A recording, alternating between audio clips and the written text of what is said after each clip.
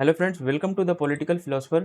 Friends, हम लोग political theory का जस्टिस वाला पार्ट कर रहे हैं। ठीक है, जस्टिस पार्ट हम लोग कर रहे हैं। तो जस्टिस में हम लोग फर्स्ट एंड सेकंड पार्ट कर चुके हैं, जिसमें फर्स्ट पार्ट में हमने 10 क्वेश्चन किया था एंड सेकंड पार्ट में हमने 14 क्वेश्चन किए थे। टोटल अभी तक हमने 24 क्वेश्चन कर लिया है और आगे आज हम जो पढ़ेंगे 25 से लेकर के 50 क्वेश्चन तक करेंगे। ठीक है, यानी कि 25 क्वेश्चन और हम आज यहाँ से करेंगे, 25 से 26 क्वेश्चन। ठीक है, तो आज हम देखते हैं कि कितने क्वेश्चन हो पाते हैं इस वीडियो में। ठीक है, वीडियो थोड़ी सी लंबी होने वाली है और आप लोग थोड़ा पेशेंस रखें, क्योंकि मेरे पास अभी ज़्यादा टाइम नहीं बचा है और मुझे थोड़ा कॉलेज का भी काम आ गया मेरे पास, तो इस वजह से मैं थोड़ा बिजी होने वाला हूँ इस टाइम पे। और कुछ टाइम के लिए मैं 2-4 दिन के लिए बिजी हो जाऊँगा। इसलिए मैं कोशिश कर रहा हूँ कि 1-1 घंटे की वीडियो बना देता हूँ, जितना टाइम मिलता है बड़ी बड़ी वीडियो, इससे आप लोग बाद में इसको देख लेना अच्छे से। ठीक है, तो ये मेरे यूट्यूब चैनल का लिंक है, आप यहाँ से भी, अगर आपके पास पीडीएफ पहुँचती है आप यहाँ से देख सकते हैं। अदरवाइज़ ये मेरे टेलीग्राम चैनल का भी लिंक मैंने यहाँ पे ऐड कर दिया है पीडीएफ में, आप टेलीग्राम से भी मेरे जुड़ सकते हैं। चलते हैं अब 24 नंबर क्वेश्चन की तरफ। 24 नंबर क्वेश्चन हमने कर लिया था। ठीक है, अब हम देखते हैं 25 नंबर क्वेश्चन। निम्नलिखित में से कौन सा एक प्लेटो के न्याय की धारणा का मूल तत्व है? ठीक है, which one of the following is the basic element of the Plato's concept of justice? Equality है या ब्रदरहुड है? ठीक है, इसको ब्रदरहुड कर लीजिए, ब्रदरहुड। ठीक है, फ्रीडम है या फिर हार्मोनी है?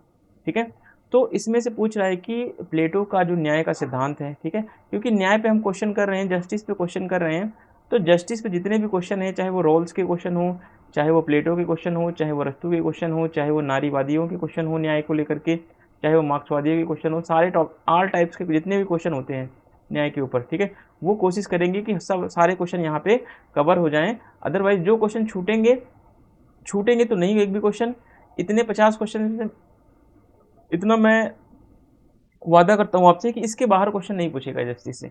ठीक है, चलिए अब देखते हैं कि पूछ रहा है कि प्लेटो का जो न्याय का सिद्धांत है उसका मूल तत्व क्या है। ठीक है, क्या समानता है?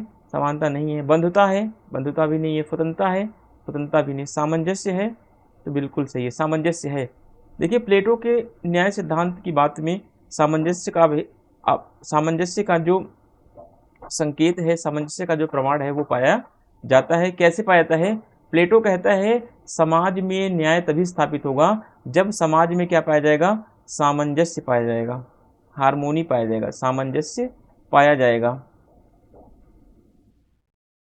अब क्वेश्चन उठता है सामंजस्य किसके बीच में पाया जाएगा? तो प्लेटो कहता है समाज में सामंजस्य जो होगा वो प्रत्येक वर्ग के बीच में होगा, प्रत्येक वर्ग के बीच में,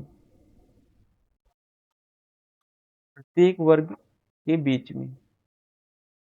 अब वर्ग कितने हैं समाज में? 3। एक दार्शनिक वर्ग है, एक सैनिक वर्ग है, एक उत्पादक वर्ग। प्लेटो कहता है जब इन तीनों वर्गों में, ठीक है, जब सैनिक, दार्शनिक और उत्पादक, इन तीनों वर्गों में सामंजस्य होगा तभी समाज में न्याय की स्थापना हो पाएगी। सामंजस्य का मतलब है कि एक दूसरे के का काम नहीं करेंगे ये, ठीक है, बल्कि सामंजस्य का मतलब ये होता है कि एक दूसरे के काम में ये इंटरफेयर नहीं करेंगे। ठीक है, एक दूसरे के कार्यों में हस्तक्षेप नहीं करेंगे, यानी कि जिसको जो कार्य दिया गया है, जिसको जो कार्य डिसाइड किया गया है, वो वर्ग वही कार्य करेगा, तभी जो है समाज में न्याय स्थापित हो पाएगा। ठीक है, तो यह सामंजस्य के द्वारा संभव होगा। चलिए नेक्स्ट क्वेश्चन देखते हैं। ये कथन और कारण का क्वेश्चन है। ठीक है, चलिए कथन देखते हैं पहले, फिर कारण देखेंगे। कथन है कि सामाजिक न्याय का आशय संसाधनों तथा अवसर के पर्याप्त औचित्यपूर्ण वितरण से है। कारण है कि सामाजिक न्याय के बिना दीर्घकालिक सामाजिक समझौता, सामाजिक सहयोग बना नहीं रह सकता। ठीक है, तो इंग्लिश में देखते हैं statement. Social justice means a adequate, equitable contribution, distribution, sorry, बीच में आगे कैमरा लगा रहता है ना, तो इस वजह से दिखता नहीं। Distribution of the resources and opportunities. Reason क्या है? Long term social cooperation cannot exist without social justice. अब यहाँ पे सवाल उठता है कि इसमें ऑप्शन मैंने ऐड नहीं किया है, ठीक है, क्योंकि ए वाला स्टेटमेंट कथन कारण की सही व्याख्या होता है, बी वाला होता है दोनों सही है पर व्याख्या नहीं है, सी वाला होता है ए सही है आर गलत है, ठीक है, डी वाला होता है ए गलत है और आर सही है, ठीक है। इसमें इस तरीके से आप समझ लीजिए। अब देखते हैं क्वेश्चन क्या पूछ रहा है। सामाजिक न्याय का आशय संसाधनों का तथा अवसरों के पर्याप्त औचित्यपूर्ण वितरण से है। तो ये बात बिल्कुल सही है, क्योंकि सामाजिक न्याय का आशय क्या है? जितने भी समाज में संसाधन है, चाहे संसाधन वो नौकरी का हो, चाहे वो पैसों का हो, चाहे वो राजनीतिक पद का हो, चाहे वो समाज में किसी भी चीज़ का संसाधन हो, ठीक है। संसाधन का मतलब होता है कि चाहे नौकरी हो, पैसा हो, जॉब हो, कुछ भी हो, ठीक है, उसी को हम संसाधन बोलते हैं। तो सामाजिक न्याय का मतलब होता है कि संसाधनों का क्या हो? औचित्यपूर्ण वितरण हो, यानी कि जो समाज में जो संसाधन है हमारे पास, चाहे नौकरी हो, चाहे धन संपदा हो, हर चीज़ का क्या होना चाहिए?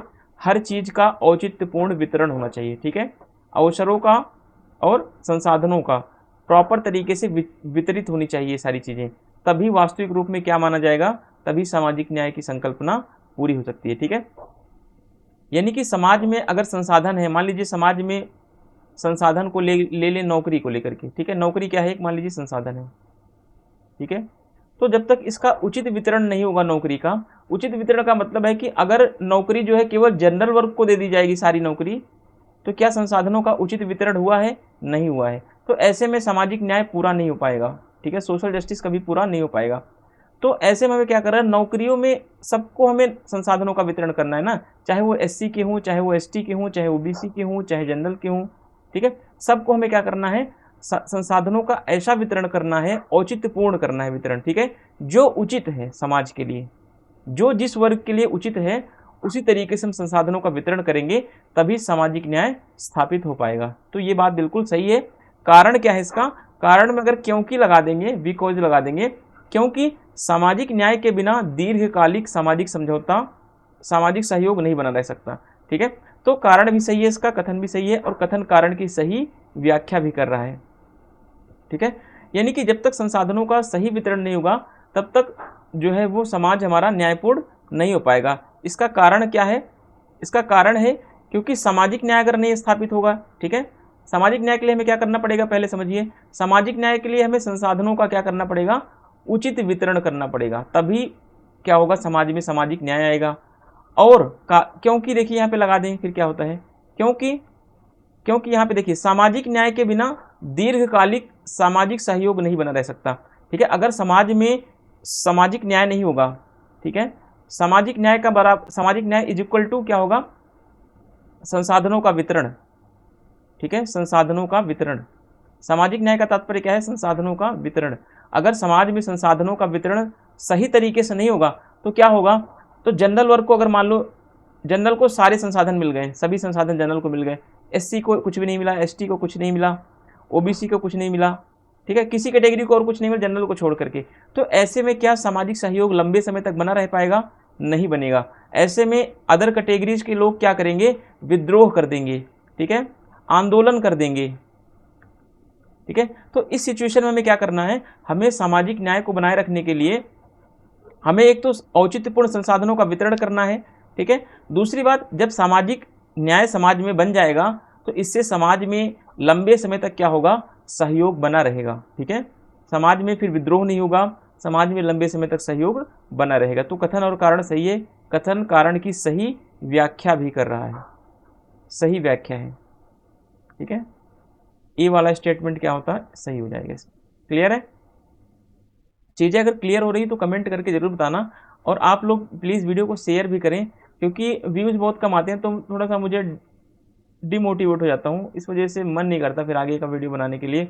पर सोचता हूँ कि नहीं, आप लोगों का फिर जितना मैंने स्टार्ट किया है कम से कम एक बार तो मैं पूरा कंप्लीट कोर्स पढ़ा दूँ, फिर थोड़ा बहुत आप लोगों का कमेंट आता है, सहयोग मिलता है, तो मेरा मन फिर से होता है कि नहीं, वीडियो बनाया जाए, चाहे 2 ही लोग देखें।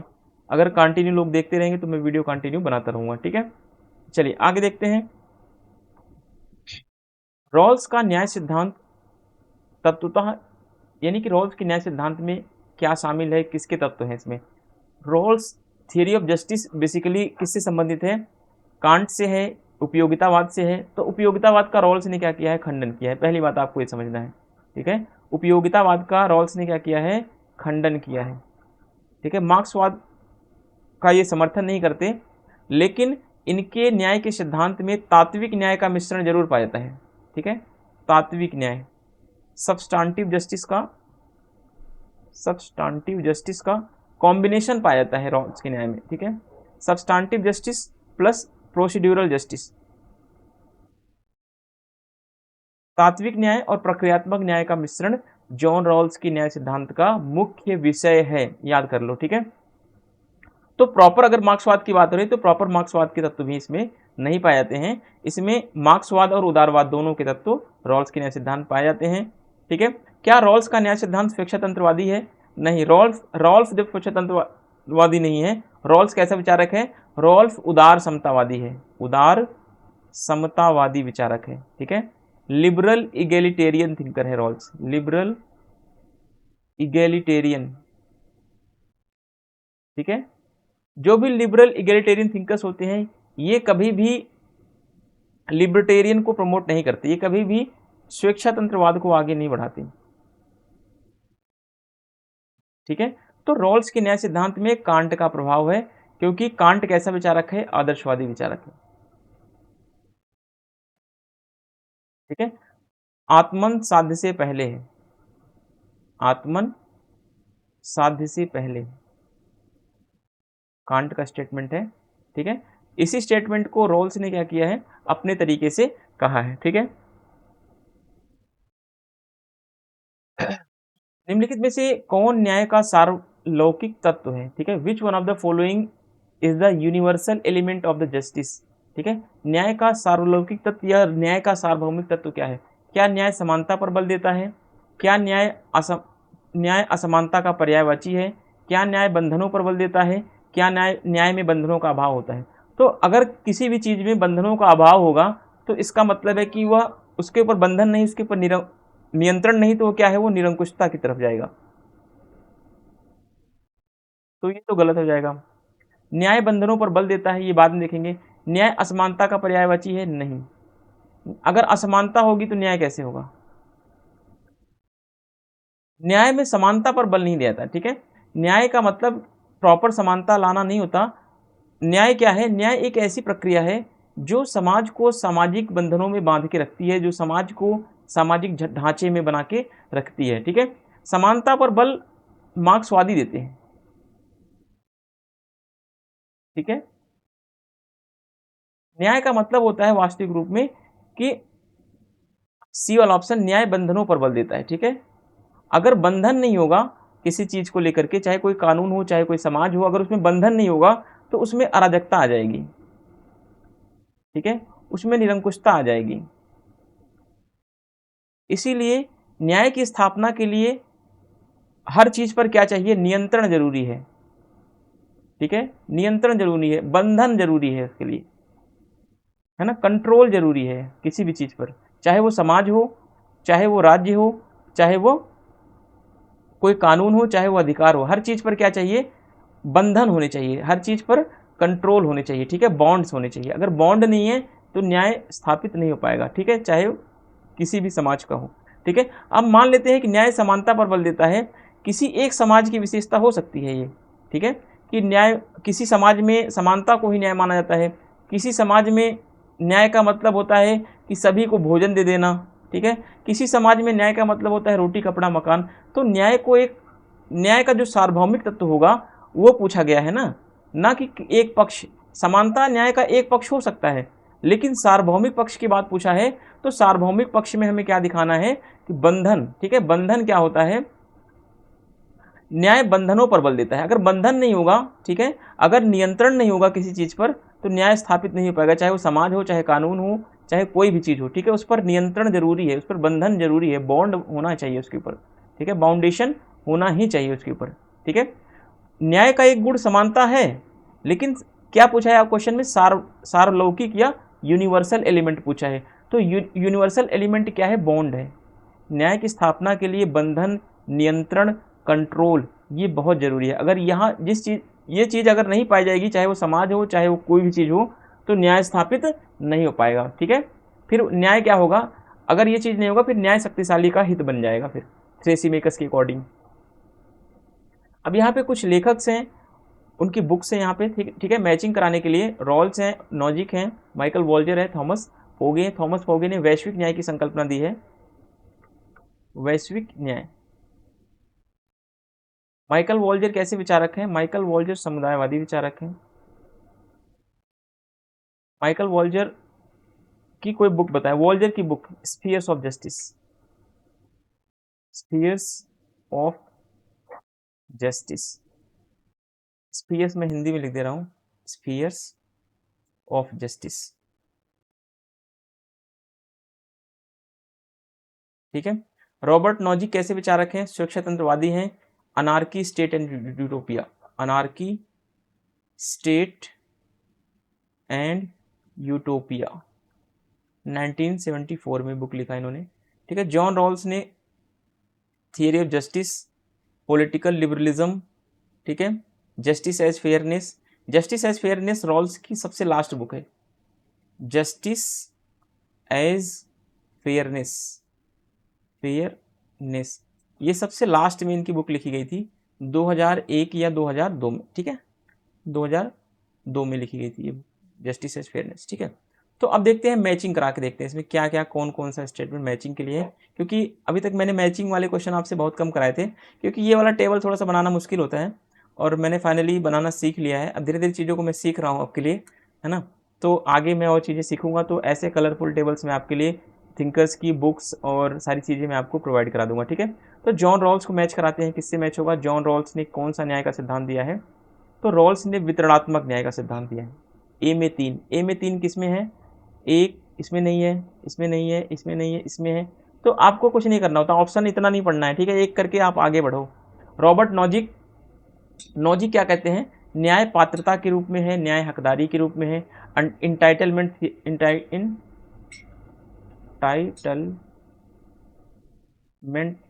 थियरी। ठीक है, पात्रता या हकदारी का सिद्धांत रॉबर्ट नॉजिक ने दिया है। ठीक है, नॉजिक ने कहा कि जिस संपत्ति का जो व्यक्ति मालिक है ना, वो उस पर क्या है, उसकी हकदारी है, वो उसका पात्र है, लेकिन शर्त क्या है कि जो संपत्ति उस व्यक्ति के पास है वह संपत्ति वैध तरीके से अर्जित की गई हो। ठीक है, लीगल तरीके से एक्वायर की गई हो, वैध तरीके से अर्जित की गई हो। ठीक है, माइकल वॉल्जर कैसे विचारक हैं, माइकल वॉल्जर समुदायवादी विचारक हैं, तो न्याय का समुदायवादी दृष्टिकोण इनके साथ जुड़ जाएगा। थॉमस फोगे वैश्विक न्याय की संकल्पना ने दिया है, तो थॉमस फोगे जो है वैश्विक न्याय से जुड़ जाएंगे। माइकल वॉल्जर की आप तीन बुक्स जरूर याद करें, ठीक है, 3 बुक्स। मैं आपको बुक्स की लिस्ट प्रोवाइड करा दूंगा, बट लेकिन मैं अभी कोई कमेंट नहीं कर रहा हूँ कि मैं आपको 1 दिन में 2 दिन में, क्योंकि मैं बिजी होने वाला हूँ 15 तारीख से लेकर के 30 तारीख तक। ठीक है, 15 दिन के लिए मैं बिजी हूँगा, क्योंकि मैं कहीं जाने वाला हूँ 15 दिन के लिए, और मेरे घर पे शादी भी है, तो शादी में मेरा जाना मस्ट है, और तो मैं जाना पड़ेगा। ठीक है, तब तक मैं 15 तारीख तक आपके लिए जितना भी पॉसिबल होगा, ठीक है, आज तो नहीं, अब अगले डे से मैं आपको 2 वीडियो प्रोवाइड करा दूंगा एक दिन में। ठीक है, जिससे कि अगले 15 दिन का वीडियो कवर अप हो जाए उसमें। चलिए, न्याय की रॉल्सियन सिद्धांत, जिसे न्याय के निष्पक्षता के रूप में जाना जाता है, किस प्रकार के सिद्धांत का उदाहरण है। ठीक है, तो रॉल्स का जो न्याय का सिद्धांत है, जिसे न्याय के निष्पक्षता के रूप में जाना जाता है, ठीक है, जो जॉन रॉल्स का न्याय का सिद्धांत है, रॉल्स के न्याय सिद्धांत को निष्पक्षता के रूप में जाना जाता है, तो यह किस प्रकार का उदाहरण है, इसका आपको बताना है। तो the Rawlsian theory of justice known as the fairness is example of which type of theory. ठीक है, non ideal theory, the ideal theory, methodology theory, comparative political theory, non fundamental theory. ठीक है, नॉन फंडामेंटल थियरी, तो इसमें से कौन सा option सही होगा, तो देखिए इसमें से ऑप्शन सही हो जाएगा आपका आदर्शवादी सिद्धांत। अब पूछो सर आदर्शवादी कैसे सही हुआ, आपने गैर आदर्शवाद को क्यों नहीं किया, क्योंकि जो रॉल्स का न्याय का सिद्धांत है वो कांट के विचारों से प्रभावित है। किससे? कांट के विचारों से। कांट के विचारों से प्रभावित है मेरे प्यारे बच्चों। ठीक है, तो कांट कैसे विचारक हैं? आदर्शवादी है। जैसे गुरु होगा वैसे ही उसका चेला होगा। ठीक है, चलिए, कार्यप्रणाली नहीं होगा, तुलनात्मक नहीं होगा, ये नहीं होगा, फलाना फलाना नहीं होगा। ठीक है, आदर्श। कांट की कौन सी बुक है? Perpetual peace. यह हिंदी में कभी कभी आता है तो चिरस्थायी शांति। चिरस्थायी शांति। ठीक है भाई, राइटिंग मेरी ऐसी बनेगी, कितना भी कर लूंगा मैं। ठीक है, बुक में थोड़ी बनती है, पर पेन टाइप में क्या होता है ना, थोड़ा सा इसमें मुश्किल होता है लिखना, और मेरी आदत नहीं है इतना। अब मेरा जैसे चैनल आगे बढ़ेगा, मैं डिजिटल बोर्ड लूँगा तो उस पर मैं अच्छे तरीके से लिखता हूँ, उस पर मेरी राइटिंग बढ़िया बनती है। और देखते हैं फिर आगे कब आता है डिजिटल बोर्ड, कब चैनल मोनेटाइज होगा और कब पैसे इनकम अर्निंग की शुरू होगी। ठीक है, वितरणात्मक न्याय का मुख्य वितरणात्मक न्याय मुख्यतः सम्मान या संपदा के वितरण से है। ठीक है, ऐसा किसने कहा? ठीक है, distributive justice is primarily concern with the distribution of honour और wealth. Who said that? Plato ने कहा, अरस्तु ने कहा, मार्क्स ने कहा, ग्रामसी ने कहा। ठीक है, तो इसका मतलब आपको पहले, आपने पहले वाले जस्टिस वाले पार्ट में पढ़ लिया था। वितरणात्मक न्याय का सिद्धांत किसने दिया है? अरस्तु ने दिया है। तो इसमें आपको जितना ज़्यादा सोचना नहीं है। ठीक है, अगर रॉल्स होता तो आप सोच सकते थे, बट तब भी क्या होता है कि रॉल्स से पहले अरस्तु ने यह सिद्धांत दिया था। ठीक है, वितरणात्मक न्याय मुख्यतः सम्मान या पद के संपदा से वितरण से संबंधित है। अब यहाँ पे वितरणात्मक न्याय के बारे में थोड़ा समझ लेते हैं। अरस्तु के अनुसार वितरणात्मक न्याय क्या है? इसीलिए मेरी वीडियो बड़ी हो रही है, इसीलिए कोर्स थोड़ा स्लो चल रहा है ना, कि मैं हर चीज़ पे यहाँ पे समझाने की कोशिश कर रहा हूँ। ठीक है, वितरणात्मक न्याय का मतलब अरस्तु कहता है जो व्यक्ति समाज में जितना योगदान देगा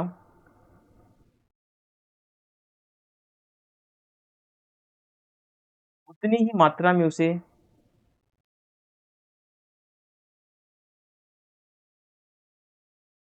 संसाधन दिए जाएंगे।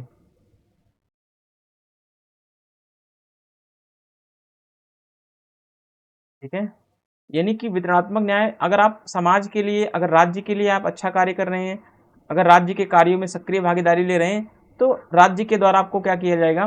तो राज्य के द्वारा आपको संसाधनों का अधिक आवंटन किया जाएगा, आपके पक्ष में संसाधन अधिक मात्रा में आवंटित किए जाएंगे। ठीक है,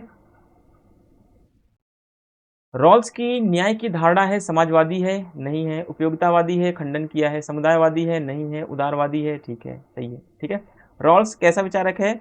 उदार समतावादी है, उदार समतावादी विचारक है। तो ये मार्क्सवाद, समाजवाद को नहीं प्रमोट करेगा। उपयोगितावाद का इसने बेंथम के उपयोगितावाद का खंडन किया। समुदायवादियों की मान्यता का इसने खंडन किया। चलिए आगे बढ़ते हैं। सामाजिक न्याय से क्या तात्पर्य होता है? What do you mean by the social justice? ठीक है, सभी को समान राजनीतिक अधिकार प्राप्त हो। Everyone should have equal political right.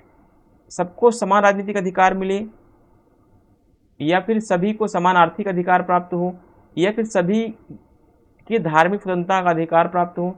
सभी को, ऐसा होना चाहिए, सभी को धार्मिक स्वतंत्रता का अधिकार प्राप्त हो। Everyone should have the right to religious freedom. ठीक है, डी या तो होगा सभी प्रकार के भेदभाव यथा जाति, रंग, धर्म, लिंग आदि पर आधारित सुविधा समाप्त हो। तो ये वाला ऑप्शन ज़्यादा सही है। तो यही वाला ऑप्शन जो ज़्यादा सही लगता है वही ज़्यादा सही भी होता है, तो डी वाला ऑप्शन सही होगा। ठीक है, सभी को समान आर्थिक अधिकार कैसे प्राप्त होता? सभी को समान आर्थिक अधिकार मिल जाएगा, तो इसका मतलब है कि यहाँ पे आप समझने की कोशिश कीजिए कैसे कैसे स्टेटमेंट गलत और सही होते हैं। ठीक है, अब यहाँ पे कहा गया है कि सभी को समान अधिकार प्राप्त हो, तो क्या न्याय की स्थापना होगी? समान आर्थिक अधिकार का मतलब है कि अगर एक डॉक्टर मेहनत करके पढ़ लिख करके एक दिन में 1,000 रुपये कमा रहा है, और वही एक रिक्शा चालक एक दिन में मेहनत करके 1,000 कमा रहा है। ठीक है, और वहीं पे एक व्यक्ति ऐसा है जो मेरे जैसा है, कुछ नहीं करता, पूरे दिन सोता रहता है, मान लीजिए सोता रहता है, फिर भी उसे 1,000 रुपये मिल रहा है। तो इसकी ये क्या हो गया? ये तो समान आर्थिक अधिकार हो गया। फिर हम भी कह सकते हैं भाई अंबानी के पास जितना रुपया है उतना हमारे पास भी होना चाहिए, ठीक है। तो ऐसे में क्या होगा, ऐसे में समाज उन्नति नहीं करता कभी भी, ऐसे में देश का विकास नहीं होता बल्कि देश का विनाश होता है। तो कोई भी व्यक्ति क्यों मेहनत करना चाहेगा, सभी कहेंगे भाई हम नहीं पढ़ेंगे, हमें क्या जरूरत है नेट पढ़ने के लिए, हमें क्या जरूरत है इतना आँख फोड़ने की अपनी, ठीक है। हम भी सो करके क्या करेंगे, एक जितना आईएएस कमाता है, जितना अंबानी कमाते हैं उतना हमें भी मिल रहा है, हमें पढ़ने से क्या लेन देन भाई, हम तो अपनी ज़िंदगी के अलग मज़े करेंगे, है ना। तो ये चीज़ें नहीं होनी चाहिए, बल्कि आपका ऑप्शन क्या होगा, डी सही होगा। रॉल्स के अनुसार न्याय के क्या लक्षण हैं? According to Rawls the characteristics of justice are, न्याय समाज का प्रथम सद्गुण है, ठीक है, रॉल्स ने बोला है, ये नेट के पेपर में आया हुआ है, ठीक है, उठ के मैंने देखो मेरी मूर्खता देखो, पेपर में एक बार क्वेश्चन ही आया हुआ था नेट के पेपर में, ठीक है, मैंने इसको प्लेटो कर दिया था, ठीक है। तो आप लोग ऐसा मत कीजिएगा, क्योंकि उस टाइम गलती से हुआ था ये, ठीक है। क्वेश्चन पढ़ने में थोड़ा सा जल्दबाजी थी, क्योंकि 1 मिनट का टाइम बचा था लास्ट में मेरे पास नेट के पेपर में, और मुझे 7 क्वेश्चन करने थे, तो उस टाइम पे जल्दी जल्दी मैं क्वेश्चन पढ़ नहीं पाया, और मैं बस जल्दी से थोड़ा सा देखा कि न्याय समाज का प्रथम सद्गुण है, बस झटके में ऑप्शन देखा नहीं, टिक करके आगे बढ़ गया, ठीक है। तो रॉल्स कहते हैं कि न्याय क्या है, समाज का प्रथम सद्गुण है, justice is the first virtue of the society. प्रक्रियात्मक न्याय की प्रधानता पर ये बल देते हैं, क्यों बल देते हैं, क्योंकि एक तो ये उदारवादी है, ठीक है, उदारवादी हैं, तो उदारवादी होने के नाते क्या करते हैं ये, उदारवादी होने के नाते ये प्रक्रियात्मक न्याय पर बल देंगे, ठीक है। प्रक्रियात्मक न्याय आपको समझ में आ रहा होगा, लेकिन रॉल्स की न्याय की विशेषता यह भी है कि रॉल्स ने उदारवाद और समाजवाद दोनों का मिश्रण अपने न्याय में स्थापित किया है, समाजवाद का भी, समाजवाद का मतलब है तात्विक न्याय, ठीक है। तो रॉल्स के न्याय सिद्धांत में क्या है, उदारवाद और समाजवाद दोनों के लक्षण पाए जाते हैं, यानी कि प्रक्रियात्मक न्याय और तात्विक न्याय, ठीक है, तात्विक न्याय दोनों के लक्षण रॉल्स के न्याय के सिद्धांत में पाए जाएंगे। तो इसके अकॉर्डिंग क्या होगा, fourth option is the correct answer, ठीक है। प्राइमरली क्या है, primacy of perpetual justice concern with social justice, all of the above, all of the above सही है, ठीक है। 35 न्याय का अर्थ है कि, अच्छा आप बताओ ये वाला ऑप्शन आपके लिए क्या है, ठीक है, ये मैं HW दे दे रहा हूँ आपको, कमेंट करके बताना है, इसका आंसर मैं नहीं बताऊंगा आपको, ठीक है। अब आप समझो कि न्याय का मतलब भेदभाव नहीं हो सकता, न्याय का मतलब भेदभाव किया जा सकता है कि राजा की बुद्धि के अनुसार भेदभाव किया जा सकता है, कि बहुमत के आधार पर भेदभाव किया जा सकता है, क्या होगा बताओ। ये आंसर मैं नहीं बताऊंगा, ये आंसर आप खुद कमेंट करके बताएंगे, ठीक है। फिर मैं बाद में इस आंसर को पिन कर दूंगा, तो आप लोग सभी देख सकते हैं, ठीक है। अब इतनी देर मैं न्याय पढ़ाया हूँ, और न्याय का चैप्टर मैं ऑलरेडी आपको टॉपिक वाइज भी पढ़ा चुका हूँ। पॉलिटिकल थ्योरी का आप प्लेलिस्ट खोलेंगे तो वहाँ पे आपको न्याय के बारे में, रॉल्स के न्याय सिद्धांत, न्याय क्या होता है, क्या न्याय में भेदभाव होता है या न्याय में भेदभाव नहीं होता है, ठीक है। ये आपकी समझ है, आपके अंडरस्टैंडिंग है, ठीक है, यही तो कॉन्सेप्ट होते हैं। अगर ये सारी चीज़ें आप सीखेंगे तभी आप क्वेश्चन को अच्छे से कर पाएंगे, तभी आप रॉल्स को समझ पाएंगे, तभी आप जो है नॉजिक, बर्लिन, हेकमैन, सारे मतलब जितने भी थिंकर्स हैं सबको आप समझेंगे जब आपका कॉन्सेप्ट क्लियर हो पाएगा, ठीक है। चलिए, निम्नलिखित में से कौन न्याय के सामाजिक सिद्धांत के प्रस्तावक हैं, ठीक है। न्याय का सामाजिक सिद्धांत, social justice, who among the following is proponent of social theory of justice, ठीक है। स्टीफन बार्कर नहीं, ग्रीन नहीं, विलियम मैटमैन नहीं, मैटलैंड नहीं, John Rawls yes. John Rawls ने क्या किया है, न्याय का सामाजिक सिद्धांत इन्होंने प्रतिपादित किया हुआ है, ठीक है। रॉल्स ने न्याय का सामाजिक सिद्धांत, यानी कि रॉल्स ने समाज में न्याय की स्थापना के लिए, न्याय की स्थापना के लिए किसका सहारा लिया है, अज्ञानता के पर्दे का सहारा लिया है, वेल ऑफ इग्नोरेंस का यूज किया हुआ है, ठीक है। सामाजिक समझौते का प्रयोग किया है, ठीक है। और इन सब चीज के माध्यम से रॉल्स सामाजिक न्याय को स्थापित करना चाहते हैं। सामाजिक न्याय का मतलब है, सामाजिक न्याय तभी स्थापित होगा जब समाज में प्रक्रियात्मक और तात्विक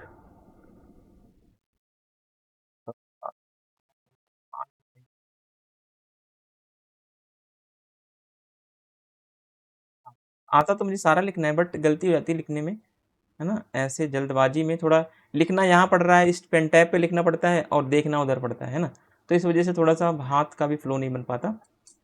तो रॉल्स के सामाजिक न्याय में क्या क्या पाया जाता है?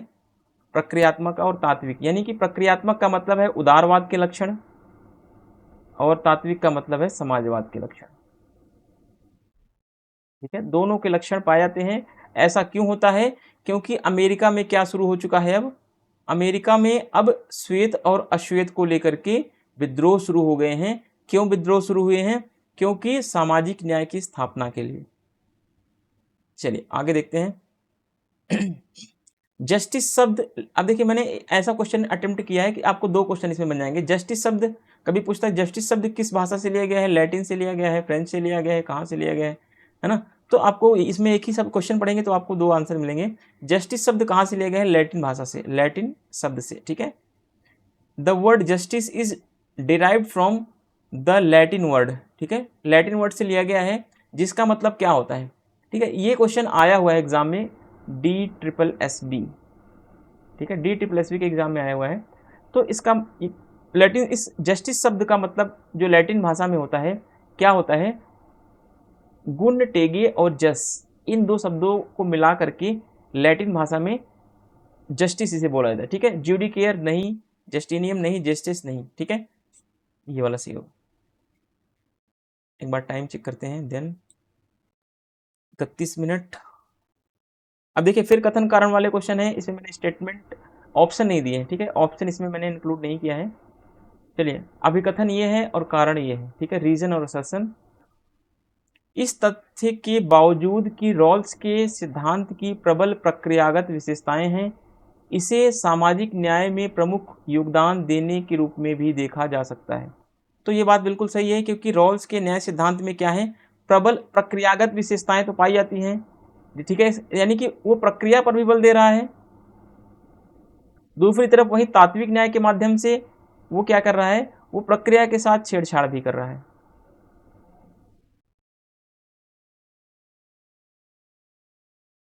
ठीक है, तो ये वाला स्टेटमेंट क्या होगा?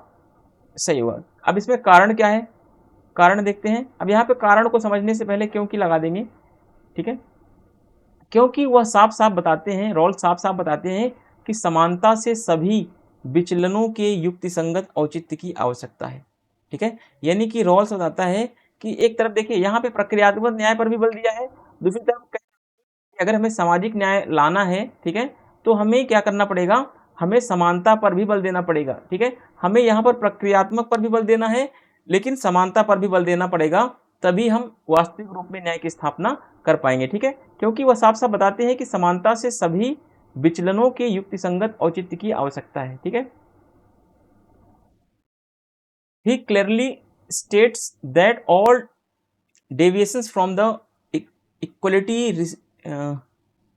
require rational justification. ठीक है, रैशनल रिक्वायर रैशनल जस्टिफिकेशन, यानी कि रॉल्स कहता है कि हमें समानता से, समानता के मार्ग में आने वाले जो भी बाधाएं हैं, ठीक है, जो भी बाधाएं हैं उनको क्या करना है? हमें उनको उचित तरीके से हमें समानता की तरफ आगे बढ़ते हुए उनको, उन बाधाओं को हमें उचित तरीके से समाप्त करना है, तभी हम क्या कर पाएंगे? तभी हम सामाजिक न्याय की स्थापना कर पाएंगे। ठीक है, इसके लिए हमें क्या करना पड़ेगा? हमें प्रक्रियात्मक न्याय की, और हमें समानता लाने के लिए हमें जो भी आवश्यकता पड़ेगी। ठीक है, समानता तभी आएगी जब हम तात्विक न्याय की तरफ आगे बढ़ेंगे। ठीक है, तात्विक न्याय को जब हम एक्सेप्ट करेंगे, अगर आपको प्रक्रियात्मक न्याय और तात्विक न्याय नहीं समझ में आ रहा है, तो आप जस्टिस वाला एक बार वीडियो देख लेंगे तो आपको एकदम बिल्कुल क्लियर वे में समझ में आ जाएगा। ठीक है, हालांकि मैं सारे क्वेश्चन में आपको ये सारी चीजें बताता हूँ। ठीक है, तो इसका क्या है? कथन और कारण सही है, कथन कारण की सही व्याख्या भी कर रहा है, सही व्याख्या है। ठीक है, ये वाला ऑप्शन सही होगा। देखिए फिर कथन कारण के क्वेश्चन है, कथन और कारण। साधारण रूप में न्याय का प्रक्रियात्मक सिद्धांत बाजार अर्थव्यवस्था का समर्थन करता है। प्रक्रियात्मक का क्या मतलब होता है? प्रक्रियात्मक का मतलब है उदारवाद। तो उदारवाद क्या करता है? उदारवाद का लक्षण है क्या करना? बाजार अर्थव्यवस्था का समर्थन करना, यानी बाजार अर्थव्यवस्था को क्या करना? आगे बढ़ाना। उदारवाद कहता है कि बाजार अर्थव्यवस्था में राज्य का हस्तक्षेप नहीं होना चाहिए, राज्य का हस्तक्षेप नहीं होना चाहिए, राज्य को लेजिस फेयर होना चाहिए, राज्य को हस्तक्षेप की नीति अपनानी चाहिए। ठीक है, राज्य को roll back to the state, roll back to the state. ठीक है, राज्य को अपना हाथ पीछे खींचना चाहिए। कब? जब प्रक्रियात्मक सिद्धांत अपनाया जाए, जब समाज का स्वरूप कैसा हो? उदारवादी हो। ठीक है, कारण क्या है? प्रक्रियात्मक सिद्धांत उदारवादी चिंतन के केंद्रीय तत्वों में शामिल है। बिल्कुल बात सही है। तो कारण, अब यहाँ पे क्योंकि लगा देंगे तो क्या होगा, देखो खुद ही आप समझ जाओगे। कथन है साधारण रूप में न्याय का प्रक्रियात्मक सिद्धांत बाजार अर्थव्यवस्था का समर्थन करता है क्योंकि, ठीक है, यहाँ पे देखिए फिर से मैं आपको समझाता हूँ। क्योंकि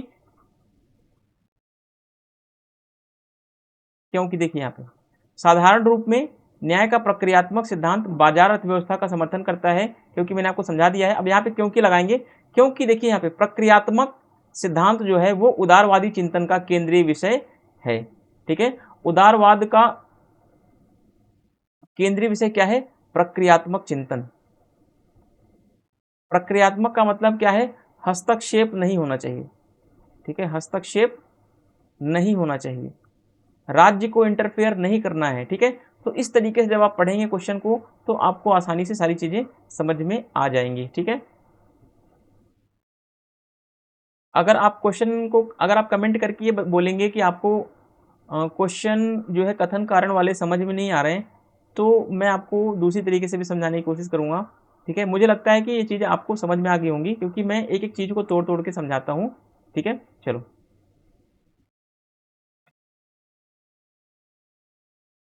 देखिए, in general the procedural principle of justice supports the market economy. बिल्कुल सही है, क्योंकि प्रोसीड्यूरल ऑफ जस्टिस जो है वो मार्केट इकोनॉमी को सपोर्ट करता है। ठीक है, और स्टेट को क्या करता है? स्टेट को लेजिस फेयर की बात करता है। कह रहा है कि स्टेट का रोल कैसा होना चाहिए? लेजिस फेयर की तरह होना चाहिए। रीजन क्या है इसका? रीजन में आप बिकॉज लगा देंगे तो आपका सही हो जाएगा, क्योंकि जो प्रोसीड्यूरल थ्योरी है वो क्या करती है, इसमें इंक्लूड क्या होता है? प्रोसीड्यूरल थ्योरी में इंक्लूड होता है एलिमेंट ऑफ लिबरल थिंकिंग। ठीक है, उदारवाद की सोच इसमें जुड़ी हुई होती है, उदारवाद का चिंतन इसमें जुड़ा हुआ होता है। इसीलिए प्रक्रियात्मक न्याय में जो है अर्थव्यवस्था को आगे बढ़ाने के लिए समर्थन दिया जाता है। देखिए थोड़ा सा क्वेश्चन छोटा कर दिया इसमें, फॉन्ट इसका छोटा है। 40 नंबर क्वेश्चन, कथन अरस्तु ने न्याय सिद्धांत के अंतर्गत समानता के विवेचन को महत्वपूर्ण रूप से प्रस्तुत किया। ठीक है, कारण न्याय समस्त लोगों के लिए नहीं, केवल समान लोगों के लिए है, और न्यायपूर्ण होने के लिए असमानता को बनाए रखा जाता है। असमानता भी सभी लोगों के लिए नहीं, बल्कि केवल असमान लोगों के लिए है। ठीक है, अब देखिए ये क्या होगा, इसमें भी क्या है, कथन और कारण सही है और कथन कारण की सही व्याख्या कर रहा है। क्या रीजन है? क्योंकि अरस्तु कहता है कि न्याय के सिद्धांत की स्थापना जब होनी है तो इसमें हमें क्या करना है? समानता को महत्वपूर्ण स्थान हमें देना पड़ेगा। ठीक है, अरस्तु कहता है समानता का मतलब ये नहीं है कि स्त्री पुरुष समान है। ठीक है, अरस्तु असमानता का सबसे बड़ा समर्थक है, लेकिन वह असमानता के माध्यम से समानता लाना चाहता है। क्योंकि अरस्तु कहता है क्रांति क्यों होती है किसी समाज में? ठीक है, अरस्तु कहता है क्रांति तभी होगी समाज में जब वहां पे इनइक्वलिटी होती है, जब वहां पे असमानता होगी। ठीक है, तो इसी असमानता को क्या करना है? अरस्तु कहता है इसी असमानता को दूर करना है। ठीक है, अब देखिए क्योंकि यहाँ पे लगा देंगे तो क्या होगा, क्योंकि न्याय क्या है? न्याय समस्त लोगों के लिए नहीं है, बल्कि न्याय क्या है? केवल समान लोगों के लिए होता है। ठीक है, समान लोगों के लिए न्याय होता है, असमान लोगों के लिए न्याय नहीं होता है। और न्यायपूर्ण होने के लिए हमें क्या करना है? असमानता को बनाए रखना जरूरी है। ठीक है, अगर आप स्त्री और पुरुष को एक समान मान लेंगे तो समाज में अन्याय स्थापित हो जाएगा। ऐसा कौन बोलता है? अरस्तु। अगर अरस्तु कह रहा है मालिक और दास, ठीक है, मालिक और दास को एक समान मान लेंगे तो ऐसे में क्या होगा, समाज में अन्याय की स्थापना होगी। ठीक है, तो ऐसे में कह रहा है कि असमानता को बनाए रखना जरूरी है, तभी न्याय की स्थापना हो पाएगी। ठीक है, असमानता भी सभी लोगों के लिए नहीं है, बल्कि केवल असमान लोगों के लिए असमानता हमें बनानी है। यानी कि असमान कौन है, असमान कौन है यहाँ पे, मालिक है। किससे असमान है, दास से। ठीक है, असमान और कौन है, जो नागरिक हैं यूनान के, वो असमान है। किससे वो असमान है, महिलाओं से, बच्चों से, बुजुर्गों से, वृद्धों से, शिल्पकारों से, क्योंकि इन सबको क्या करता है, इन सबको अरस्तु नागरिकता की श्रेणी में नहीं रखता है। ठीक है, तो इसीलिए कहता है कि समान अलग है, असमान अलग है। इसलिए वो कहता है समानों के साथ समान व्यवहार किया जाएगा और असमान जो है उनके साथ असमान व्यवहार किया जाएगा। ठीक है, तभी समाज में न्याय की स्थापना हो पाएगी। तो इस तरीके से जब क्वेश्चन आए, इतने बड़े बड़े क्वेश्चन, तो आपको अच्छे से पढ़ के क्या करना है, क्वेश्चन को शॉर्ट आउट करना है। क्लियर है, तो इसका क्या होगा, A option is the correct answer. ठीक है, चलिए क्वेश्चन नंबर 41 देखते हैं। यहाँ पे थोड़ा सा छोटा कर, चलिए अब देखते हैं क्वेश्चन नंबर 41। इतने बड़े बड़े क्वेश्चन, इतने स्टैंडर्ड लेवल के क्वेश्चन आपको यहाँ पे मिल रहे हैं, आपको पेड टेस्ट सीरीज में भी नहीं मिलेगा। ठीक है, आप कोर्स पेड वाले खरीद लीजिए, आपको देख लीजिए इस टाइप के क्वेश्चन आपको कहीं नहीं मिलेंगे। ठीक है, क्योंकि ये सारे क्वेश्चन बहुत मेहनत से बनते हैं। आपको एक दिन में एक क्वेश्चन, एक वीडियो मिल रही है, तो इसका मतलब है कि इन सब टॉपिक्स पे स्टडी होती है, रिसर्च करता हूँ। ठीक है, रिसर्च और स्टडी करने के बाद मैं सारे क्वेश्चन को आपके सामने लाता हूँ, जिससे कि आपका बिल्कुल कॉन्सेप्ट क्लियर होता चले। ठीक है, तो 41 नंबर का क्वेश्चन देखते हैं। एक बार इसको मैं थोड़ा सा छोटा बड़ा कर लेता हूँ। 41 नंबर क्वेश्चन है, निम्न कथनों पर विचार कीजिए न्याय के विषय में। ठीक है, न्याय के विषय में जो नीचे कथन दिए गए इन पर विचार करना है। ठीक है, considering the following statement regarding justice, choose the true statement. True statement, ठीक है, ट्रू स्टेटमेंट। चलिए थोड़ी सी कभी कभी ट्यून चेंज करनी पड़ती है, क्योंकि देखिए यहाँ पे क्लासेस में बच्चे होते हैं, तो वहाँ पे थोड़ा सा इंटरटेनमेंट हो जाता है और वहाँ पे हंसी मजाक का थोड़ा सा वो एक माहौल बन जाता है। यहाँ पे मैं हूँ बैठा और मेरे सामने कैमरा लगा हुआ है और कैमरे के सामने स्क्रीन लगी हुई है। ठीक है, और इस स्क्रीन पे देख करके मुझे सारे क्वेश्चन का आंसर देना होता है, बिल्कुल एकदम क्लियर कट टू विकट वे में। ठीक है, और मेरे पास कोई ऑप्शन नहीं होता। आप देखेंगे अभी 3:53 हो रहा है ना, 3:53 का टाइम हो रहा है, तो आपको यहाँ पे मेरे पास इतना टाइम नहीं होता कि मैं इस वीडियो को एडिट कर पाऊँ या करेक्शन कर पाऊँ, क्योंकि कभी कभी प्रोनाउंसिएशन में, बोलने में थोड़ी सी कोई वर्ड्स इधर उधर हो जाते हैं। तो उनमें क्या होता है कि अगर आपको वीडियो एडिटिंग आती है तो आप उसको एडिट करके सीख सकते हैं, पर मुझे वीडियो एडिटिंग नहीं आती है, तो मेरे पास कोई ऑप्शन ही नहीं बचता भाई। जो जैसी गलती हो गई उसको मैं वैसे ही प्रस्तुत करता हूँ। गलती तो क्वेश्चन में नहीं होती, क्वेश्चन में होती तो मैं उसको वहाँ पे सही करके आपको बता देता हूँ, बट बोलने में जैसे प्रक्रियात्मक है, कभी कुछ वर्ड्स निकल गया है यहाँ पे बोलने में, तो इस वजह से थोड़ा सा आप समझ लेना उसको, है ना। क्योंकि मेरे पास टेक्निकल टीम नहीं है, आप लोग सपोर्ट करेंगे तो मेरे पास भी टेक्निकल टीम आ जाएगी जल्दी। ठीक है, सपोर्ट करने का मतलब है आप लाइक सब्सक्राइब शेयर करेंगे चैनल को, तो मेरी भी अर्निंग होगी, तो मैं अपना स्टाफ रख सकता हूँ और कंटेंट फ्री में सारा प्रोवाइड आपको करवा सकता हूँ। ठीक है, चलिए देखते हैं कौन कौन सा सही कथन है इसमें। जॉन रॉल्स ने प्रक्रियात्मक न्याय के विचार को सामाजिक न्याय के सिद्धांत के साथ मिला दिया है। ठीक है, यानी मैंने आपको पहले बताया था कि रॉल्स के जो न्याय का सिद्धांत है, उसके न्याय के सिद्धांत में दो चीज़ों का मिश्रण पाया जाता है। किसका किसका, एक तो प्रक्रियात्मक न्याय, दूसरा तात्विक न्याय।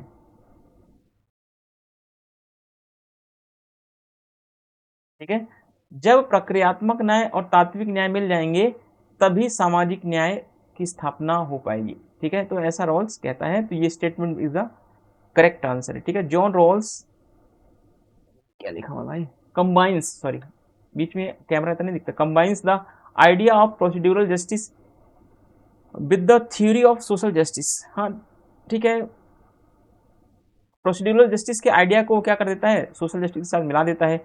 सोशल जस्टिस का मतलब ही क्या है कि तात्विक न्याय।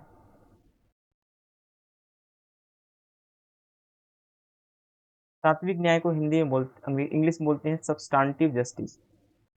Substantive justice. जॉन रॉल्स ने अपने न्याय सिद्धांत को विशुद्ध प्रक्रियात्मक न्याय का नाम देते हैं। विशुद्ध प्रक्रियात्मक न्याय, John Rawls name his theory of justice is pure material justice, विशुद्ध तात्विक न्याय नहीं। जॉन रॉल्स अपने न्याय के सिद्धांत को विशुद्ध तात्विक न्याय नहीं, तात्विक न्याय यहाँ पे आ गया शब्द, तात्विक नहीं होगा यहाँ पे, ठीक है। विशुद्ध तात्विक न्याय गलत हो जाएगा स्टेटमेंट। रॉल्स का जो न्याय का सिद्धांत है वो क्या है, विशुद्ध तात्विक नहीं बल्कि प्रक्रियात्मक न्याय, विशुद्ध प्रक्रियात्मक न्याय होगा, प्रक्रियात्मक न्याय। रॉल्स ने अपने न्याय सिद्धांत को क्या नाम दिया है, विशुद्ध प्रक्रियात्मक न्याय नाम दिया है।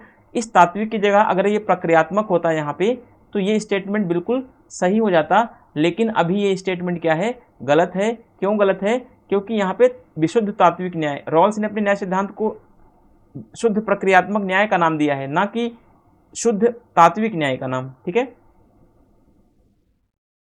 तो यहाँ पे ये वाला स्टेटमेंट गलत हो जाएगा। यहाँ पे प्योर मटेरियल नहीं होगा, प्योर सब्सटेंटिव होना चाहिए। प्योर, इसको मटेरियल काट के प्योर सब्सटेंटिव कर लीजिए, प्योर सब्सटेंटिव जस्टिस। यहाँ पे प्योर सब्सटेंटिव जस्टिस नहीं होगा, प्योर, प्योर क्या होगा, प्रोसीड्यूरल होगा।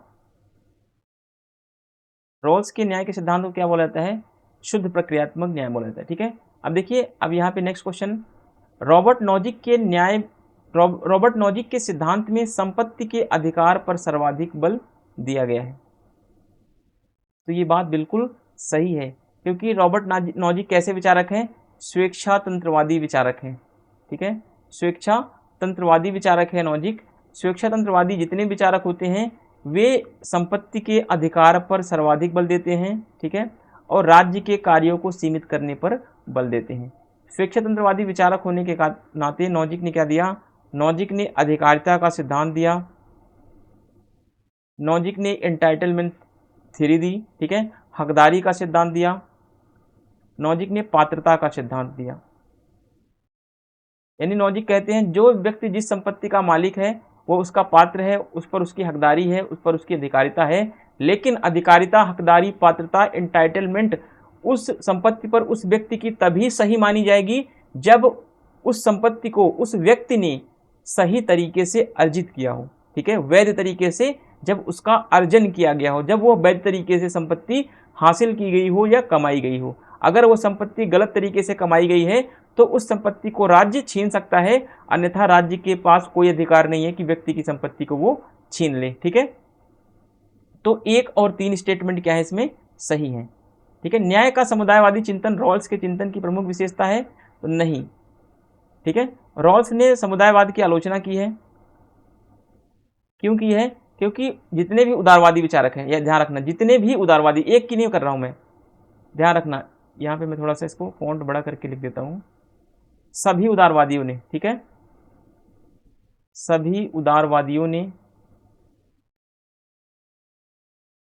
समुदायवाद की आलोचना की,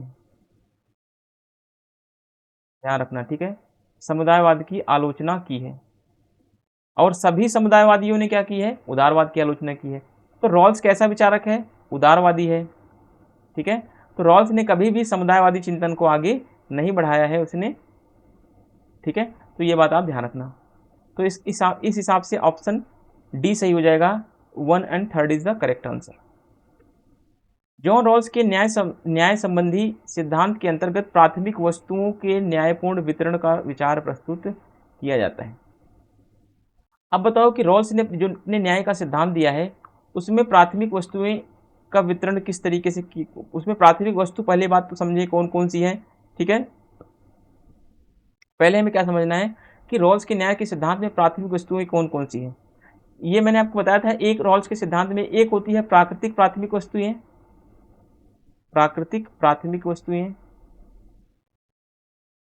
एक होती हैं सामाजिक प्राथमिक वस्तुएं।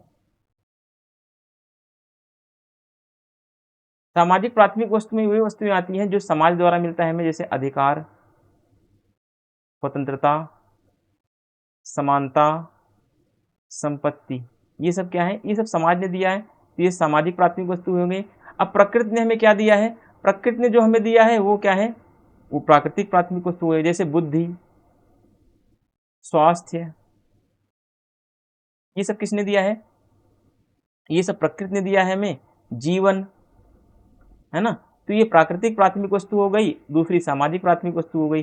तो अब आप देख लो कि अब इससे पूछा गया है प्राथमिक वस्तुओं को किन किन को महत्व देता है। अब ये सब क्या है, अब यहाँ पे जैसे मैं लिख दूं, यहाँ पे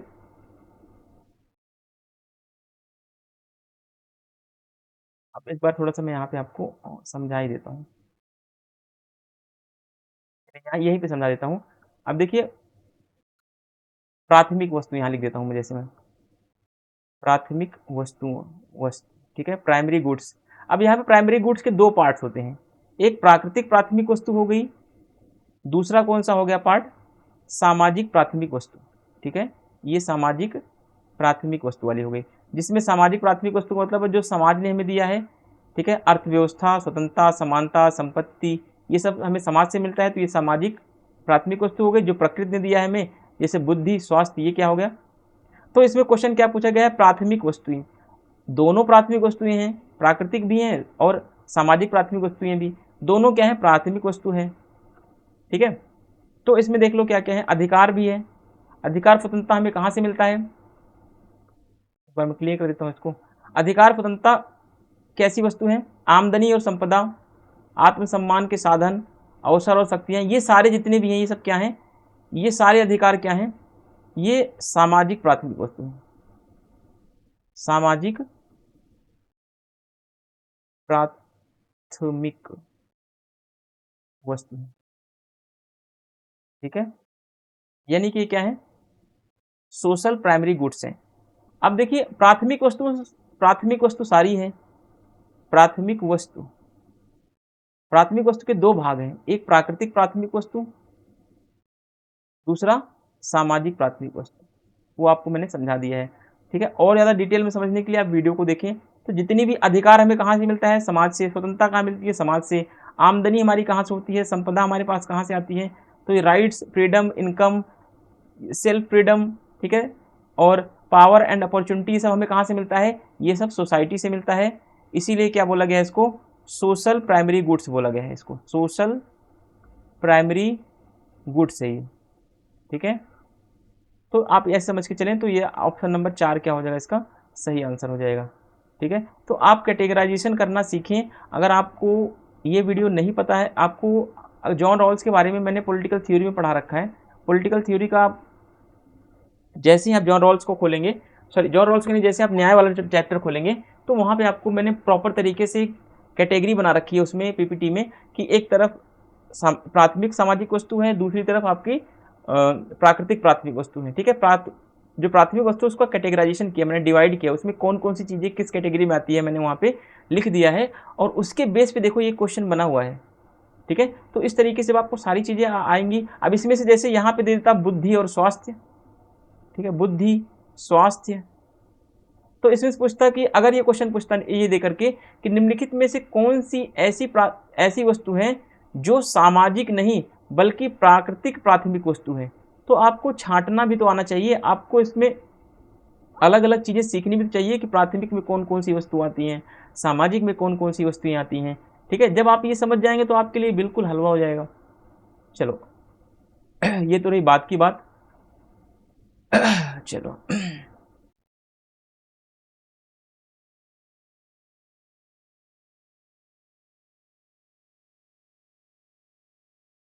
और बंद करने से डी ऑप्शन गायब हो जाता है, ठीक है। चलिए, डेविड मिलर के द्वारा एक्टिव हो जाओगे, डेविड मिलर के द्वारा अपनी रचना सोशल जस्टिस में, ठीक है, सोशल जस्टिस किसकी बुक है, डेविड मिलर में सामाजिक न्याय पर कुछ मॉडल्स प्रस्तुत किए गए हैं, इनमें से कौन सा वो मॉडल है, ठीक है। तो डेविड मिलर वो नहीं है जो क्रिकेटर है, ठीक है, साउथ अफ्रीका के ये खिलाड़ी नहीं है डेविड मिलर, ठीक है। David Miller has presented some models on the social justice in his work social justice, comma which are included it, कौन कौन सी चीज़ें इसमें इंक्लूड हैं, ठीक है। तो योग्यता के अनुसार वितरण को बढ़ावा देने वाला प्रतिस्पर्धा, बाजार मूलक बाजार तंत्र, ये भी इंक्लूड है, जाने पहचाने गए अधिकारों का संरक्षण करने वाला श्रेणी तंत्र, ये भी इंक्लूड है, आवश्यकता के अनुरूप वितरण करने वाला साहचर्य तंत्र, ये भी इंक्लूड है। तो इसका मतलब है तीनों जब इंक्लूड है तो उपयुक्त सभी आंसर होगा, ठीक है। A competition based market system that promote distribution according to merit, ये भी सही है। Class system protecting non rights associates, system that distributes as per requirement, all of the above is the correct answer.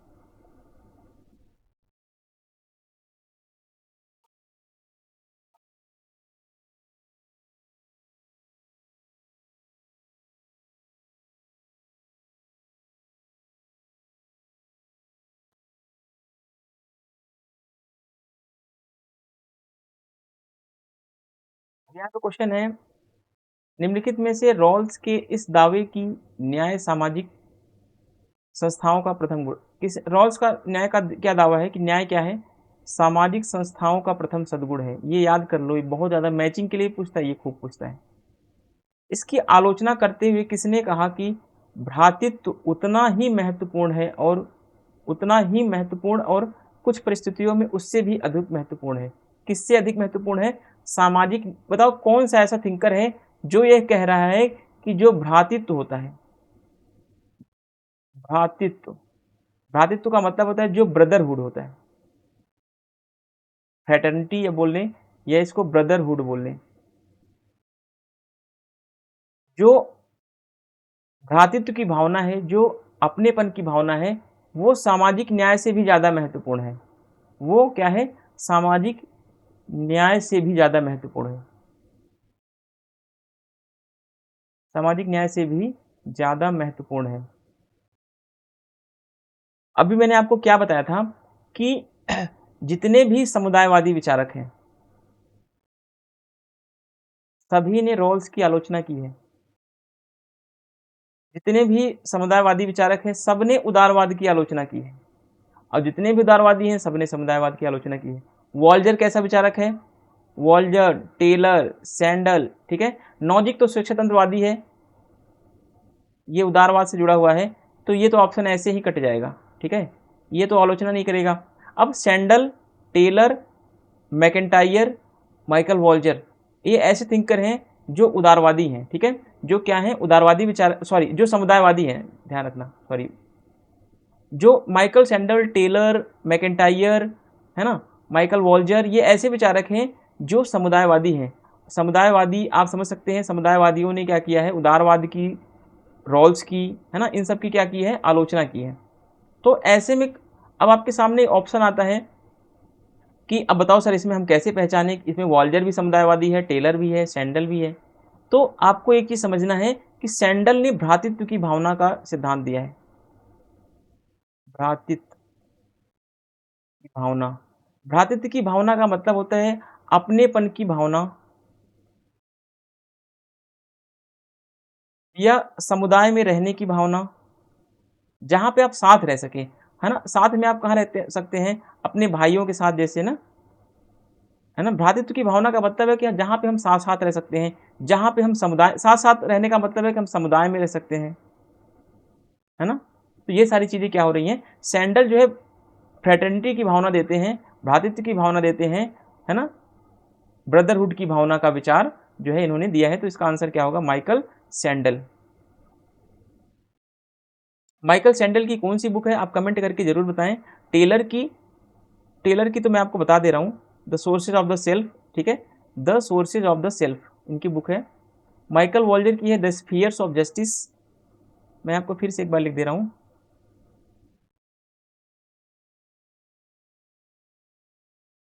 Spheres of justice. Taylor की है the sources of the self, the sources of the self. Michael sandal की कौन सी है? Liberalism and limits of justice, liberalism and the limits of justice, ठीक है। Nozick की है अनार्की, स्टेट एंड यूटोपिया 1974, 1974, 1974, ठीक है। याद कर लेना भाई, ये सब रट लेना। ओ भाई आज तो अरे मतलब यार, वीडियो बनाने में ना मतलब हालत ख़राब हो जाती है। 1 घंटे का वीडियो, 2-3 घंटे तो बनाने में पीपीटी लगते हैं और 1 घंटे इसको रिकॉर्ड करो। और मतलब ये चीज़ ना बिल्कुल दर्द करने लग जाती है भाई, गला सीधे देखते-देखते यहाँ पे कंप्यूटर पे। चलो कोई नहीं। न्याय के संबंध में जॉन रॉल्स के सिद्धांतों पर विचार करते हुए निम्न में से कौन से कथन सही हैं? ठीक है। Considering consider the principle of John Rawls regarding justice, choose the true statement from the following. या चुनना है, थोड़ा सा ये कठिन है ना। चुनने वाले क्वेश्चन हमेशा कठिन होते हैं। थोड़ा इसको छोटा कर देता हूँ मैं। क्वेश्चन नंबर 45 है। देखिए पहला स्टेटमेंट देखिए, एक सेकेंड थोड़ा सा इसको।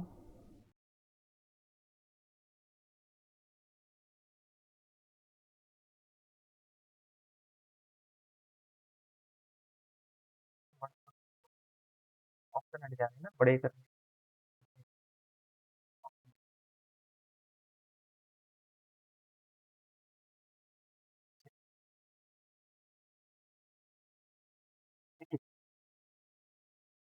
जॉन रॉल्स ने शुभ और अधिकारों के मध्य अधिकारों को प्राथमिकता दी है।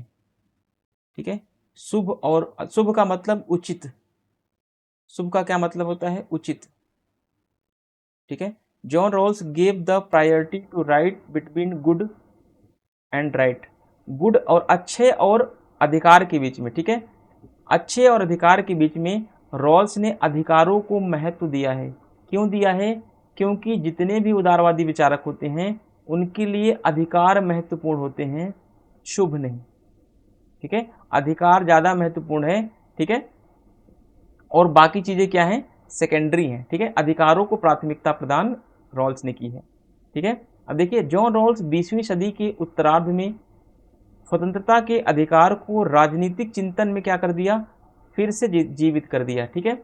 यानी कि 20वीं सदी के उत्तरार्ध में, यानी कि 1960 के बाद।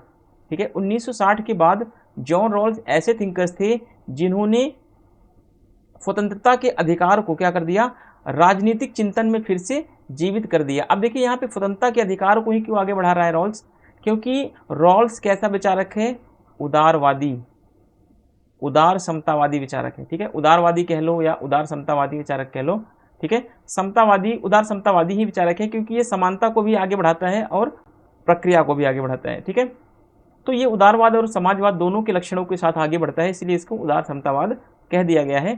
तो पहला और दूसरा दोनों स्टेटमेंट क्या है? करेक्ट आंसर है। ठीक है। जॉन रॉल्स, भाई ये नहीं दिख रहा, रीस्टैब्लिश्ड, हाँ reestablished the right to liberty in political thought in the second half between the 20th century. बिल्कुल सही बात है। जॉन रॉल्स समाज विज्ञान में बृहद सिद्धांत का विरोधी विचारक माना जाता है। गलत है। समाज विज्ञान में सिद्धांतों का विरोधी नहीं है ये। ठीक है। बृहद सिद्धांतों का विरोधी नहीं है, सिद्धांतों का तो समर्थन करता है रॉल्स। ठीक है। पॉलिटिकल, ये वाला स्टेटमेंट गलत है। देखिए पॉलिटिकल लिबरलिज्म जॉन रॉल्स के द्वारा लिखी गई सबसे अंतिम पुस्तक है, तो गलत है। सबसे अंतिम पुस्तक कौन सी है? Justice as fairness. Justice as fairness, ये लगभग 2002 में लिखी गई। ठीक है। और जो पॉलिटिकल लिबरलिज्म बुक लिखी गई वो 1993 में लिखी गई थी, 1993 में लिखी गई। और रॉल्स लगभग 2002 में ही मरता है, क्या पता नहीं, 2002 में ही इसकी डेथ होती है शायद से। हाँ, जॉन रॉल्स, हाँ सॉरी, ठीक है। जॉन रॉल्स की जो ये बुक लिखी गई है, जॉन रॉल्स की जो डेथ होती है, ठीक है, 2002 में होती है। और ये बुक 1 साल पहले लिखी गई थी उसकी, अब मुझे सही क्लियर हुआ। ठीक है। क्योंकि उसकी डेथ की 1 साल पहले ये बुक लिखता है रॉल्स, और देन उसके बाद इसकी डेथ होती है। ठीक है। जस्टिस एज फेयरनेस जो लिखी गई है 2001 में, इसको ठीक कर लीजिएगा, 2001, 2002 में इसकी डेथ होती है। और पॉलिटिकल लिबरलिज्म जो लिखी गई है रॉल्स की बुक, ये 2000 सॉरी 1993 में, ठीक है, 1993 में लिखी गई। एक बार फिर से, एक बार हम ज़्यादा पेज में थोड़ा घोच पहुँच जाता है। ठीक है। चलिए, ये वाला स्टेटमेंट सही था, ये वाला सही है। रॉल्स ने बृहद सिद्धांतों का विरोध किया है तो नहीं किया है। जॉन रॉल्स की पॉलिटिकल लिबरलिज्म रॉल्स के अंतिम, रॉल्स की अंतिम पुस्तक नहीं है। अंतिम कौन सी है? अंतिम बुक इसकी है जस्टिस एज फेयरनेस। लो एकदम अच्छे से लिख दे रहा हूँ, जस्टिस एज फेयरनेस। अब मत कहना, ठीक है, बिल्कुल करेक्ट। 2001 में ये लिखी गई थी। और जो जॉन रॉल्स की डेथ होती है, रॉल्स की डेथ होती है जो 2002 में होती है, 2002, 2002 में होती है रॉल्स की डेथ। और पॉलिटिकल लिबरलिज्म लिखी गई है 1993। तो ये देखिए, ये सब क्वेश्चन का स्टैंडर्ड है भाई, है ना।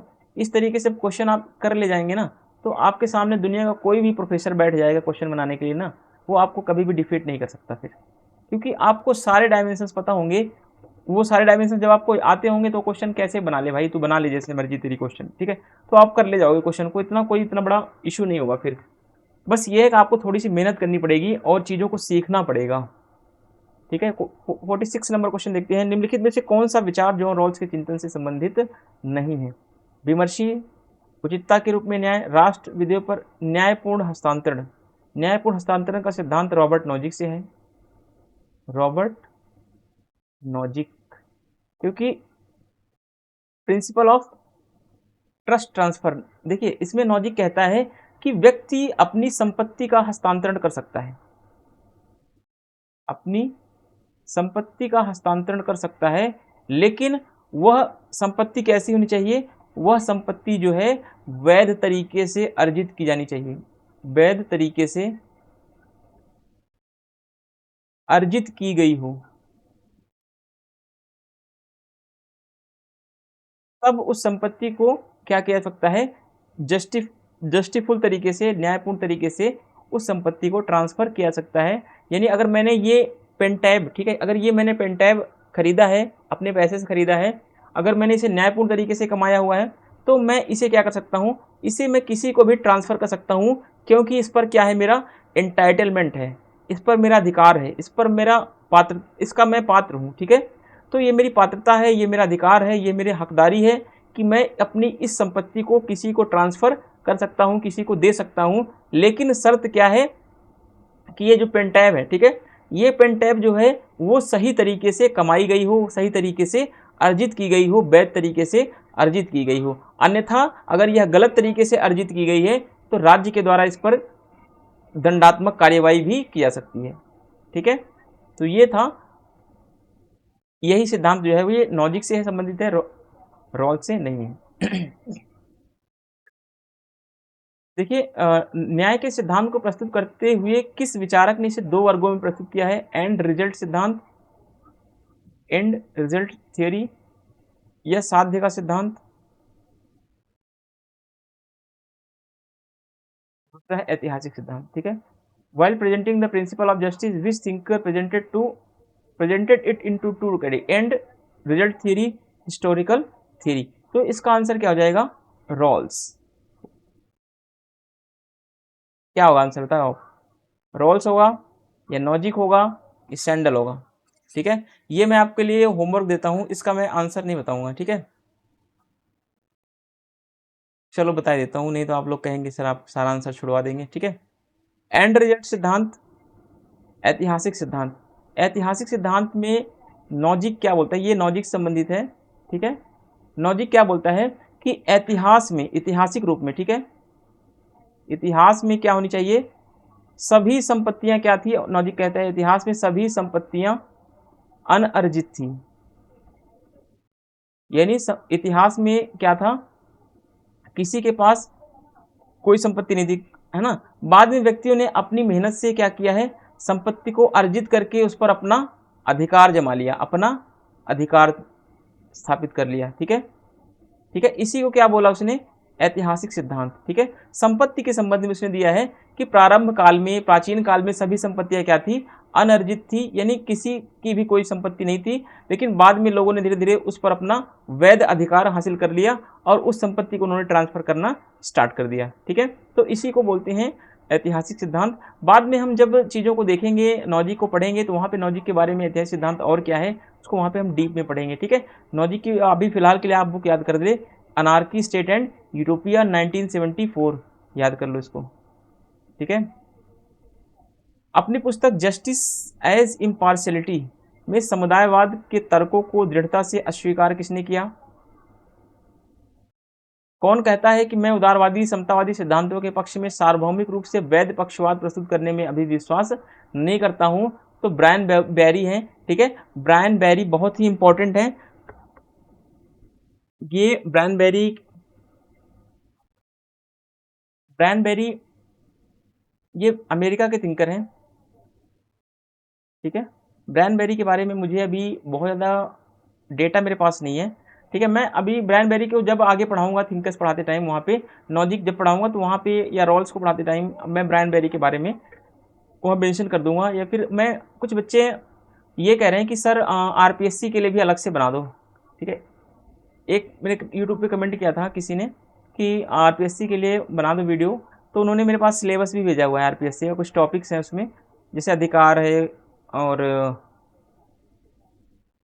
क्या था, व्यवहारवाद क्या है, बिहेवियरलिज्म, पोस्ट बिहेवियरलिज्म, व्यवहारवाद, उत्तर व्यवहारवाद, राजनीतिक सिद्धांत क्या है, राजनीतिक सिद्धांतों का उत्थान कब होता है, पतन कब होता है, किसने इस पक्ष में बोला है कि राजनीतिक सिद्धांतों का उत्थान हो चुका है, पतन हो रहा है ना।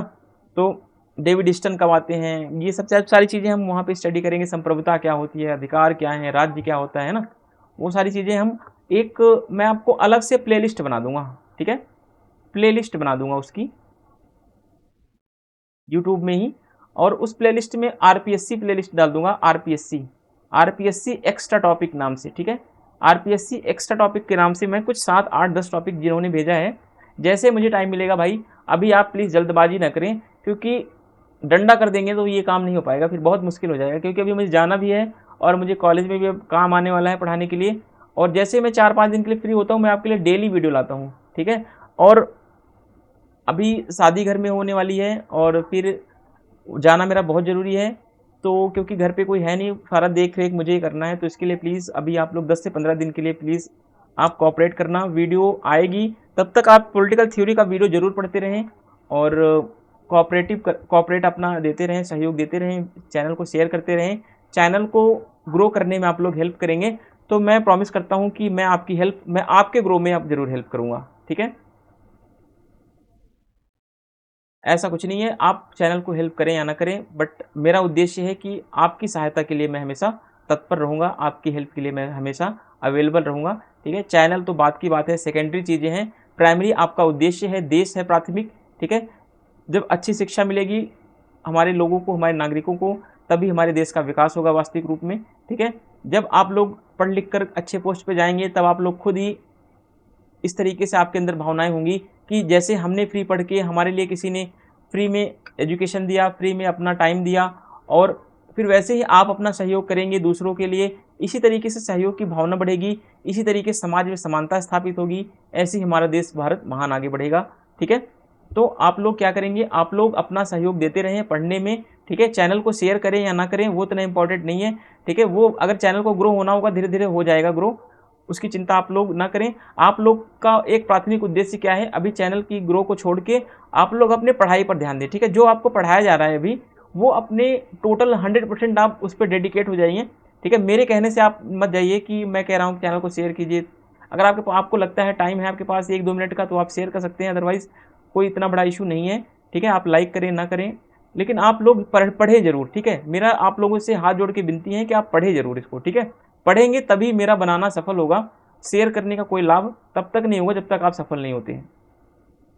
चलिए, 2 क्वेश्चन और है, 49 वाला क्वेश्चन और 50 वाला क्वेश्चन। ठीक है, न्याय के सिद्धांतों पर विचार करते हुए निम्नलिखित में से किस नारीवादी विचारक का मानना है कि रॉल्स के विचारों की मूल भावना तो सही है, लेकिन आवश्यक है कि मूल स्थिति में अज्ञान के पर्दे के पीछे रहने वाले लोगों को इस बात का ज्ञान भी नहीं होना चाहिए कि वे पुरुष हैं या महिला।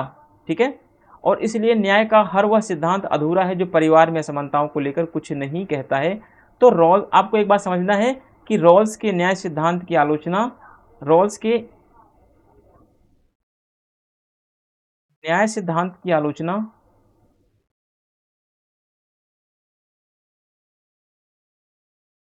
नारीवादियों ने की, एक नहीं, जितनी भी नारीवादी हैं सब ने की है। ठीक है, चाहे इसमें सोसन मोलर उकिन हो, इनकी बुक का नाम है justice gender and family, Kate Millett की बुक है सेक्सुअल पॉलिटिक्स। ठीक है, फाइडन की भाई मुझे नहीं पता, कैरोल गिल्गिन की है ये कैरोल गिल्गिन इसका, ठीक है, कैरोल गिल्गिन की बुक का नाम है the birth of pleasure, the birth of pleasure, ठीक है, कैरोल गिल्गिन की है। कैरोल गिल्गिन की एक बुक और है, in different voice, in different voice, ये दो बुक है, in birth of, the birth of pleasure, in different voice, Carol Gilligan की बुक है। कैट मिलेट की है सेक्सुअल पॉलिटिक्स, ठीक है। तो 49 का इसमें आपका आंसर क्या होगा, सोशल मोरल ओकिन, ठीक है। सोशल मोरल ओकिन ने बोला है, एक बार मैं इसको हटा देता हूँ,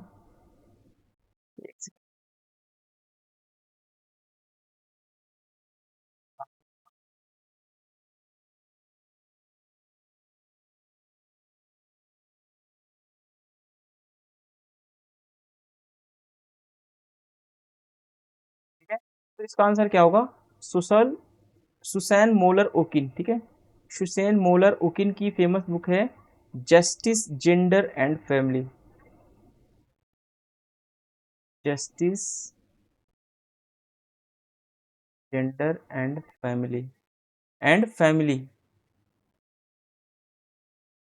सुसान मोलर ओकिन की एक बुक है, is multi culturalism bad for women, is multi culturalism bad for women,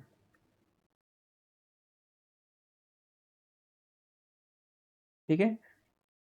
तो ये वाली बुक आईआर में पूछता है, ठीक है। बहुसंस्कृतिवाद के क्या, बहुसंस्कृतिवाद महिलाओं के लिए बुरा है, और जस्टिस जेंडर एंड फैमिली जो है ये न्याय के ऊपर इसमें लिखा गया, ठीक है। महिलाओं के जो रॉल्स ने जो महिलाओं को लेकर के भेदभाव किया है, कि उन्होंने कभी भी महिलाओं के अधिकारों की बात नहीं की है, ठीक है। तो ऐसा नारीवादी आलोचना करती है, इसमें सुसन मोलर ओकिन है, ठीक है। गिल्गिन की मैंने आपको बुक बता दी, in different voice, the birth of pleasure, ठीक है, दो बुक है इनकी।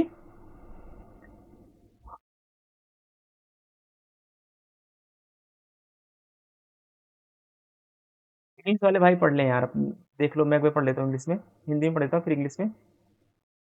न्याय के नारीवादी विवरण का तर्क प्रस्तुत करते हुए किनका यह कहना है कि इनमें दो अलग तरह के नीति शास्त्र हैं, एक है जॉन रॉल्स के सिद्धांत के साथ चलने वाला अमूर्त व्यक्ति, और दूसरा एक दूसरे से जुड़ा हुआ आत्म तत्व, जो कि क्रमशः पुरुष और महिलाओं में अभिव्यक्त होता है। Arguing of the feminist account of justice, Keen says that there are two different types of ethics in it. One is an abstract individual following the theory of John Rawls, and the other is an interconnected self which is expressed in men and women respectively. ठीक है, तो ये पूछ रहा है कि नारीवादियों ने न्याय के ऊपर जो विवरण दिया है, इसमें बोला कि इसमें दो तरीके के अलग अलग थियरी यूज की गई है, ठीक है। एक तो जो जॉन रॉल्स के साथ यूज हुआ है, दूसरा जो व्यक्ति के आत्म स्वामित्व के साथ जुड़ा हुआ है, जिसमें मेल एंड फीमेल दोनों आते हैं। तो ऐसा किसने बोला है, तो ऐसा कैरोल गिल्गिन, इनका पूरा नाम क्या है, Carol Gilligan, Carol Gilligan. Simone de Beauvoir की कौन सी बुक है, the second sex, the second sex.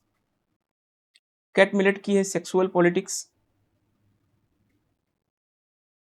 Susan Moller Okin की justice gender and family is multi culture, पहली हो गई जस्टिस जेंडर फैमिली, दूसरी हो गई is multi culturalism bad for women, ठीक है।